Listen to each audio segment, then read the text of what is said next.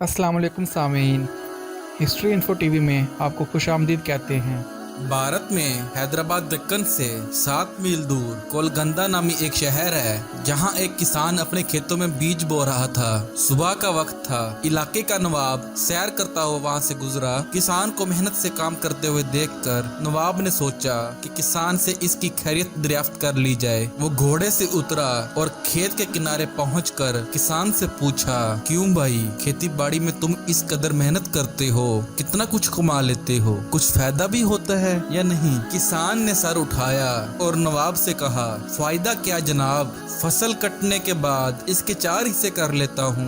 नवाब ने फिर पूछा, अच्छा तो इन 4 हिस्सों को कैसे खर्च करते हो? किसान ने जवाब दिया, एक हिस्सा तो हुकूमत के टैक्स में चला जाता है, दूसरा हिस्सा कर्ज चुकाने में खत्म हो जाता है, तीसरा हिस्सा उधार देता हूँ और बाकी चौथा हिस्सा यूं ही लुटा देता हूँ। नवाब को किसान की ये अजीबोगरीब बातें सुनकर बहुत ताज्जुब हुआ। हैरत से पूछा, तुम्हारी बातें मेरी समझ में नहीं आई, साफ साफ बताओ, तुम कर्ज चुकाते भी हो और देते भी हो। ऐसा कौन सा कर्ज है जो हर फसल पर अदा करते हो और फिर भी खत्म नहीं होता? और वो कौन है जिसे तुम हमेशा कर्ज देते हो और फिर 1/4 रकम तुम यूं ही उड़ा देते हो? किसान ने जवाब दिया, जनाब बात दरअसल ये है कि मेरे वालिद ने एक साहूकार से रकम उधार ली थी। वालिद के मरने के बाद इसका सूद मैं अदा करता हूँ। एक हिस्सा टैक्स देने के बाद दूसरा हिस्सा ये अदा हो जाता है, और तीसरा हिस्सा किसे उधार देते हो? नवाब ने पूछा। किसान ने कहा, ये मैं अपने लड़कों पे खर्च करता हूँ ताकि बुढ़ापे में वो मुझ पर खर्च करें। नवाब ने पूछा,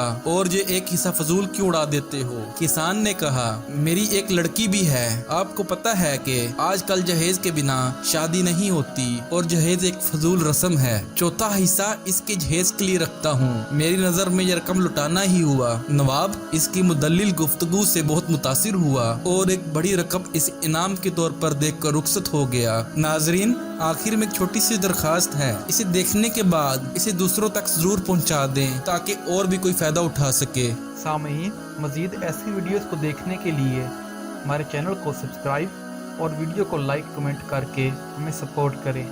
शुक्रिया।